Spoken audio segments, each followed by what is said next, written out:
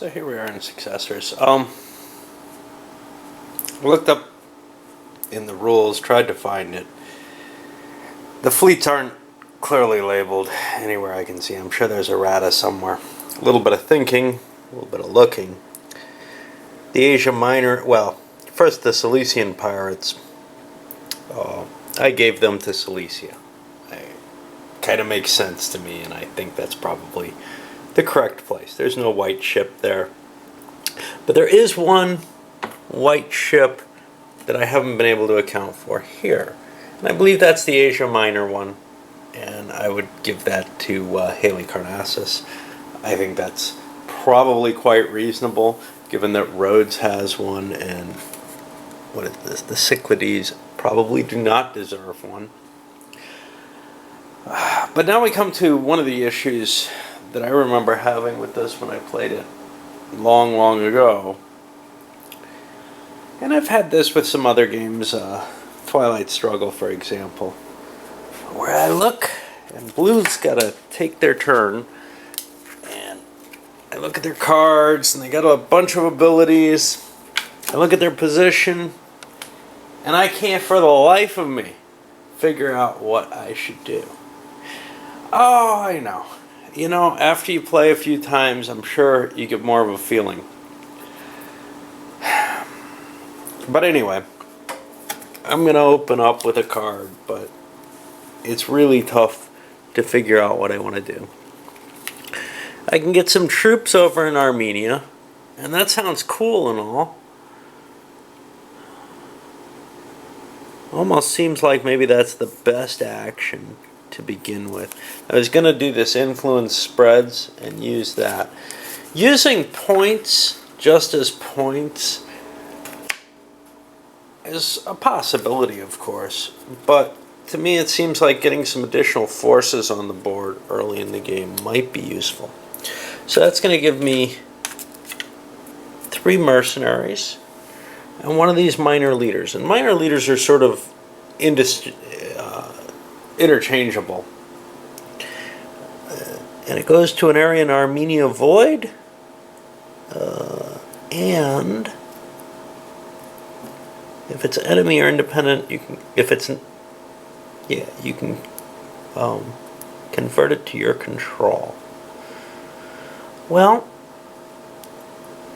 there are no neutral ones, but this one is an independent space, and I'm going to convert that.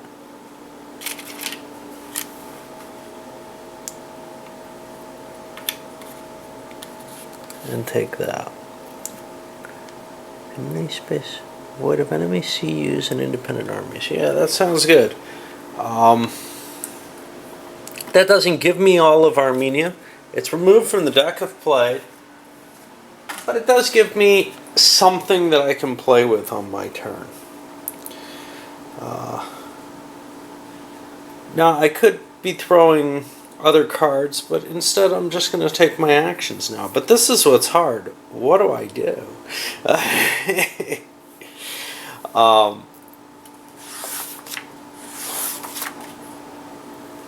kind of want to start grabbing Armenia. That seems like a decent option. So I'll move a space with him. Some of my other stuff, well, hard to tell. What's my movement rate? I gotta roll a die for that, don't I?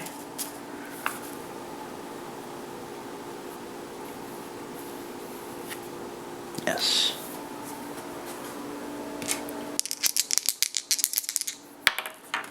So I rolled a 2, which means everything gets 2 movement except for a leader with a value of 2.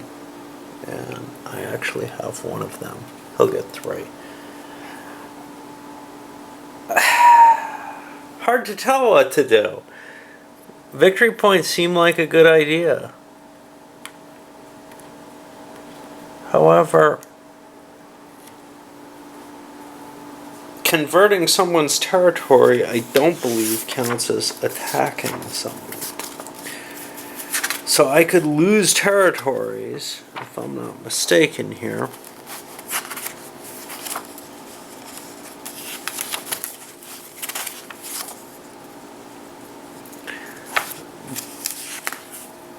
just by not defending myself. You see,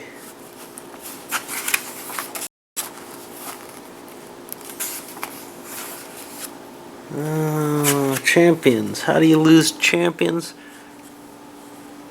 Attacking or overrunning another player's CUs, or rolling on the siege player, or declaring a naval. But it doesn't say anything about grabbing one of these areas. I can drop troops off. In fact, that's probably what I want to do from here instead. I have 2 movement allowance. I can't reach 2 areas. I'll go here instead. This guy can't really defend everything he has. He could lose that. And this is one of the problems that I have with this. This guy only gets to move 2 areas. But I could spawn off minor leaders to go do things. You see,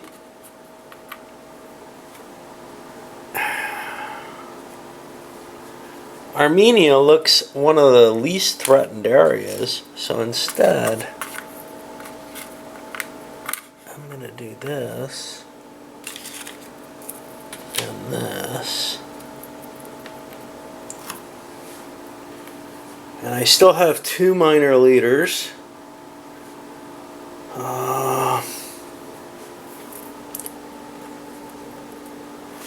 Ouch. I could take all of Thessaly with those and leave this guy in Phrygia. You see, I can't march into Thrace because then I could be intercepted, and that would make me no longer a champion. And that's the risk. You've got to always keep somebody near your edges. But it's just so hard to make my decisions. Anyway, I think you've seen enough of my pain here. I'll continue trying to figure out what I'm going to do with blue. So yeah, my decision is to go for Armenia. And I'm going to have 3 of the 4 areas in Armenia, or 3 of the 6. And I need 4 in Armenia at the end of next turn if nobody does anything. I moved into the center of Phrygia where I can defend anything, and shifted a couple of people down into Thessaly. My feeling here is nobody's going to move against me because I'm not the usurper. Yellow's the usurper. Nobody wants to lose their legitimacy of being the champion. So I'm probably pretty safe as long as I keep someone who can intercept. I don't have to worry about how strong Macedonia is. Of course, Macedonia is quite a prize, and if somebody does want to go for it, they might gain a lot in exchange for becoming a clear claimant for the throne rather than one of these champions of the minors. That's the chance I'll take. Now I got to do the same thing for Black. Black also probably wants to hold their position in Babylonia, particularly because that's where the body is, and that's worth some legitimacy no matter what. Now the fact that they go after blue means that they have some liberties, and as we go further and further down the line, red, who goes last of all, will get to move after everyone else and has a great deal more safety, except that there are more rounds coming after this. Alright, well, we'll see where this all goes. One thing I didn't mention was the King of Asia points. You get points for these things. Control of the Hellespont. The space is here. These are just victory points. Largest fleet. Nobody has that yet. 3 people have 1 ship each. And the Kingdom of Asia, or King of Asia, you have to own Phrygia, Syria, and Babylon. And that's worth another 4 victory points on top of what the territories are worth.